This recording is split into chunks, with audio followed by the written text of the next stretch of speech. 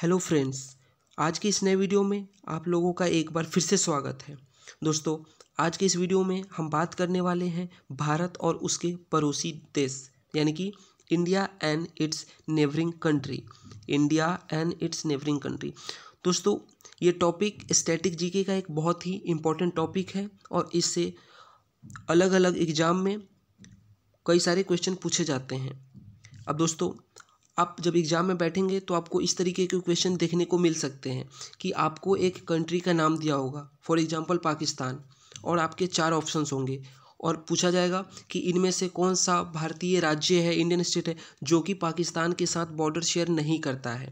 या कभी वो पाकिस्तान से रिलेटेड कुछ क्वेश्चन पूछ ले कि वहाँ की कैपिटल सिटी क्या है या फिर वहाँ की करेंसी क्या है।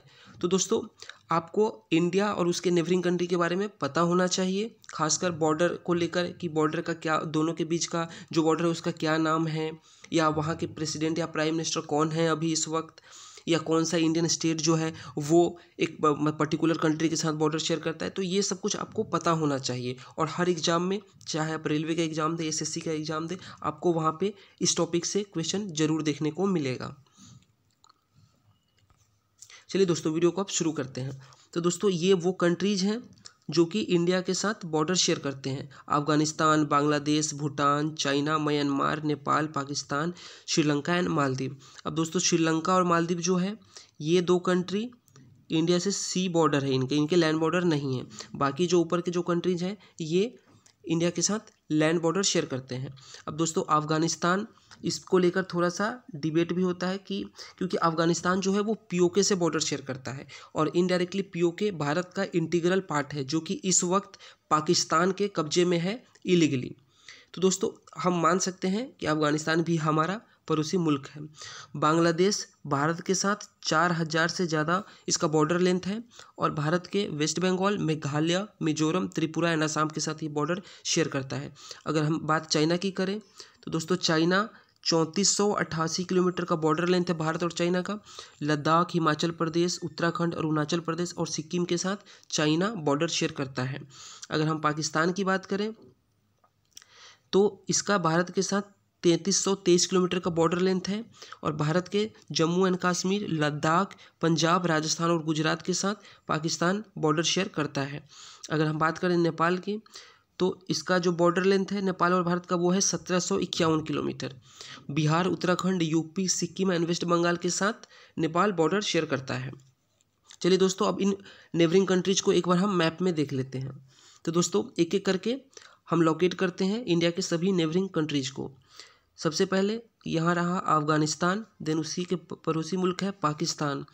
अब इधर आते हैं, यहाँ पे आपको चाइना दिख रहा होगा, देन ये नेपाल है, यहाँ पे आपको म्यांमार दिख रहा है, इधर भूटान है, दिस इज बांग्लादेश, ये श्रीलंका एंड यहाँ पे है मालदीव, लक्षद्वीप के पास। तो कुल मिला के कितने कंट्री हुआ? 1, Pakistan 2, China 3, Nepal 4, Bhutan 5, Bangladesh 6, Myanmar 7, Sri Lanka 8 and Maldives 9।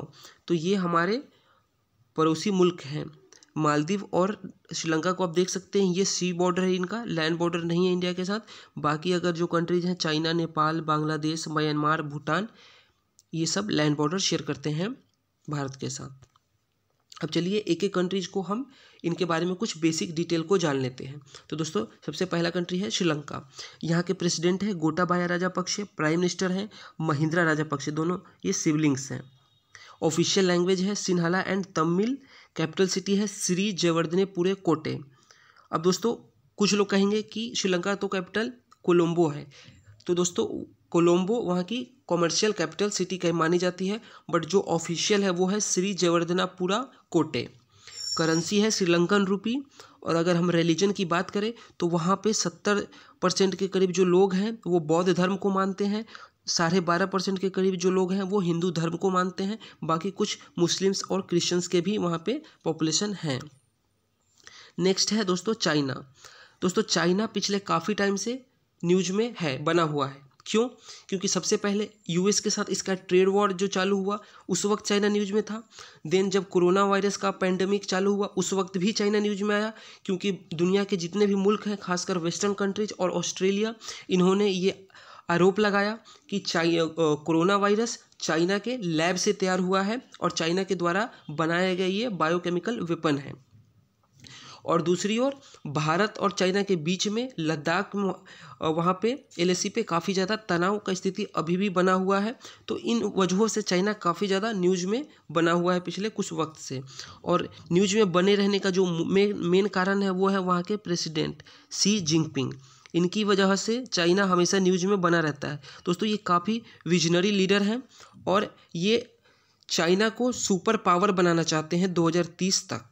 Official language है मंdarin, कैपिटल सिटी है बीजिंग। अगर हम करेंसी की बात करें तो दोस्तों वहाँ की करेंसी है रेन मिनबी। रिलीजन की अगर हम बात करें तो दोस्तों वहाँ पे बौद्ध धर्म को मानने वाले लोग हैं, इस्लाम धर्म को भी मानने वाले लोग हैं, कैथोलिसिज्म, डायोसिज्म, प्रोटेस्टेंटिज्म, इन सभी धर्मों को मानने वाले लोग हैं। लेकिन चाइना ऑफिशियली ये कहता है कि वो किसी धर्म को नहीं मानता है, यानी कि चाइना को आप एक नास्तिक देश भी कह सकते हैं। और दोस्तों भारत और चाइना का जो बॉर्डर है उसको मैकमोहन लाइन से भी जाना जाता है। और दोस्तों ये काफ़ी ज़्यादा इंपॉर्टेंट है। अगर आप प्रीवियस ईयर को देखते हैं किसी भी एग्जाम के तो उसमें आपको ये ज़रूर मिलेगा क्वेश्चन। नेक्स्ट है म्यांमार। दोस्तों वहाँ के प्रेसिडेंट है विन मिंट, प्राइम मिनिस्टर है आंग सान सू की। दोस्तों ये काफ़ी टाइम तक हाउस अरेस्ट रही थी मिलिट्री के द्वारा। बाद में इनको नोबेल पीस प्राइज से भी इनको सम्मानित किया जा चुका है। और ये डेमोक्रेसी को म्यांमार में स्थापित करने के लिए इन्होंने काफ़ी लंबी लड़ाई लड़ी है, तब जाके आज म्यांमार में एक डेमोक्रेटिक कंट्री म्यांमार बन पाया है। तो इस वक्त वहाँ की प्राइम मिनिस्टर आंग सान सू की ही हैं। ऑफिशियल लैंग्वेज बर्मीज है, कैपिटल है नायपिडो, करेंसी है बर्मीज क्यात। रिलीजन की अगर हम बात करें तो करीब 90% लोग बौद्ध धर्म को मानते हैं, बौद्ध धर्म को फॉलो करते हैं। नेक्स्ट है अफगानिस्तान। दोस्तों वहाँ के प्रेसिडेंट हैं अशरफ गानी, ऑफिशियल लैंग्वेज है दारी एंड पाश्तो, कैपिटल सिटी है काबुल, करेंसी है अफगानी रूपी भी आप कह सकते हैं, कई जगह आपको अफगानी रुपीज भी मिलेगा लिखा हुआ। रिलीजन की अगर हम बात करें तो 90% जो वहाँ की पॉपुलेशन है वो सुन्नी इस्लाम को फॉलो करते हैं। और अगर हम बॉर्डर की बात करते हैं तो भारत और अफगानिस्तान का जो बॉर्डर है उसको हम दुरंद लाइन से भी जानते हैं। दोस्तों अगर हम रिश्तों की बात करें तो भारत और अफगानिस्तान के बीच के जो रिश्ते हैं, रिलेशंस हैं, वो काफ़ी अच्छे हैं। और भारत वहाँ जो भी डेवलपमेंट का काम होता है, चाहे वो कंस्ट्रक्शन का हो या किसी भी तरीके का काम हो, भारत हर तरीके से अफगानिस्तान के साथ खड़ा रहता है, उसके मदद के लिए हमेशा खड़ा रहता है। नेक्स्ट है भूटान। दोस्तों भूटान के साथ भी जो हमारा रिश्ता है वो काफ़ी ही अच्छा, आप कह सकते हैं कि अच्छा रिश्ता है। और वहाँ पे भी जो डेवलपमेंट के वर्क होते हैं, अभी हाल फिलहाल में ही पिछले साल ही वहाँ पे हाइड्रोथर्मल पावर प्लांट की वहाँ पे इस्टेब्लिश किया गया है, तो उसमें भी भारत ने भूटान का काफ़ी ज़्यादा मदद किया है। दोस्तों भूटान में प्राइम मिनिस्टर के साथ साथ वहाँ पे किंग भी होते हैं। तो अभी जो वहाँ के किंग है उनका नाम है जिग्मे खेसर नामग्याल वांगचुक। प्राइम मिनिस्टर है लोटे शेरिंग। ऑफिशियल लैंग्वेज है दजोंका, कैपिटल सिटी है थिम्पू, करेंसी नगुल्तरम। अगर हम रिलीजन की बात करें तो 77% के करीब जो लोग हैं वो बौद्ध धर्म को फॉलो करते हैं और 22.5% के करीब लोग हिंदू धर्म को फॉलो करने वाले हैं भूटान में। नेक्स्ट है नेपाल। दोस्तों चाइना की तरह नेपाल भी पिछले साल काफ़ी ज़्यादा न्यूज में बना हुआ था। क्यों बना हुआ था? क्योंकि एक ओर चाइना के साथ उसकी बढ़ती निकटता और दूसरी ओर भारत और नेपाल के बीच में सीमा विवाद। अब सीमा विवाद किस एरिया को लेकर हुआ था? तो दोस्तों काला पानी और लीपू लेक, ये काफ़ी ज़्यादा न्यूज में रहे थे। और दोस्तों रिश्ते तो इस कदर बिगड़ गए थे कि जो वहाँ के प्राइम मिनिस्टर है KP शर्मा ओली, उन्होंने नेपाल का एक नया मैप जारी कर दिया था जिसमें कि उन्होंने लीपू लेक और काला पानी को अब नेपाल का टेरिटरी बताया। और उन्होंने यहाँ तक कह डाला कि जो भारतीय जवान है, इंडियन आर्मी है, वो जबरन वहाँ पे कब्जा किए हुए हैं। और वहाँ का जो मेट्रोलॉजिकल डिपार्टमेंट है, वो मौसम विभाग जो है वो यहाँ का मौसम भी बताने लग गए थे। तो दोस्तों काफ़ी ज़्यादा दोनों देश के बीच का जो रिलेशन था उसमें करवाहट भर गया था, पैदा हो गया था। लेकिन धीरे धीरे अब दोनों देश के बीच का जो रिलेशन है वो नॉर्मैलिटी की तरफ बढ़ रहा है। अभी नवंबर के महीने में भारत के जो इंडियन आर्मी के चीफ है MM नरवणे, वो भी नेपाल गए थे। हमारे जो सेक्रेटरी हैं फॉरेन एक्सटर्नल अफेयर्स के, वो भी गए थे। और दोनों देश के बीच में जो डायलॉग बंद हो गया था वो डायलॉग भी स्टार्ट हो गए हैं। तो आप कह सकते हैं कि अब पिछले साल रिश्ते काफ़ी ज़्यादा ख़राब हो रहे थे, बट अब धीरे धीरे वो सुधर रहे हैं। और अगर वहाँ के पॉलिटिकल सिचुएशन की बात करें तो इस वक्त वहाँ का जो पार्लियामेंट है उसको भंग किया गया है केपी शर्मा ओली के द्वारा, क्योंकि जो वहाँ की कम्युनिस्ट पार्टी है जो कि पावर में थी, तो उसके 2 धड़े थे, तो दोनों धड़ों के बीच में मतलब आम सहमति नहीं बना और कई ऐसे वजह थे। केपी शर्मा ओली का लोग वहाँ पे एक तरीके से प्रोटेस्ट कर रहे थे, तो इस वजह से इंटरनली उनके बीच में इतना ज़्यादा विवाद था कि इसकी वजह से उनको पूरा पार्लियामेंट को ही भंग करना पड़ा। दोस्तों कैपिटल सिटी है काठमांडू। करेंसी की अगर हम बात करें तो नेपाली रुपी है। और अगर रिलीजन की बात करें तो वहाँ पे 81.3% हिंदू है, बुद्धिस्ट 9% है और मुस्लिम 4.4% है। नेक्स्ट है बांग्लादेश। दोस्तों वहाँ के प्रेसिडेंट है अब्दुल हामिद, प्राइम मिनिस्टर है शेख हसीना। दोस्तों शेख हसीना इनको आप एक विजनरी लीडर कह सकते हैं, आउटस्टैंडिंग लीडर कह सकते हैं। जब से ये वहाँ की प्राइम मिनिस्टर बनी है बांग्लादेश ने काफ़ी ज़्यादा डेवलपमेंट किया है और आज बांग्लादेश कई चीज़ों में डेवलप्ड कंट्री से भी आगे निकल चुका है। अभी दोस्तों हाल फिलहाल में ही एक डेटा आया था, IMF के द्वारा रिलीज किया गया था, जिसमें कि ये बताया गया कि बांग्लादेश जो है वो भारत से पर कैपिटल GDP पर कैपिटल इनकम में आगे निकल चुका है और आने वाले टाइम में साल 2025 के बाद बांग्लादेश परमानेंटली भारत से आगे निकल जाएगा पर कैपिटल इनकम के मामले में। इसके अलावा लाइफ एक्सपेक्टेंसी की भी बात करें तो बांग्लादेश का जो लाइफ एक्सपेक्टेंसी है वो भी इंडिया से ज़्यादा है। और दोस्तों अगर हम गारमेंट इंडस्ट्री की बात करें तो गारमेंट इंडस्ट्री में आज चाइना के बाद बांग्लादेश जो है वो दूसरे नंबर पर पहुँच चुका है, इंडिया को वो पीछे छोड़ चुका है।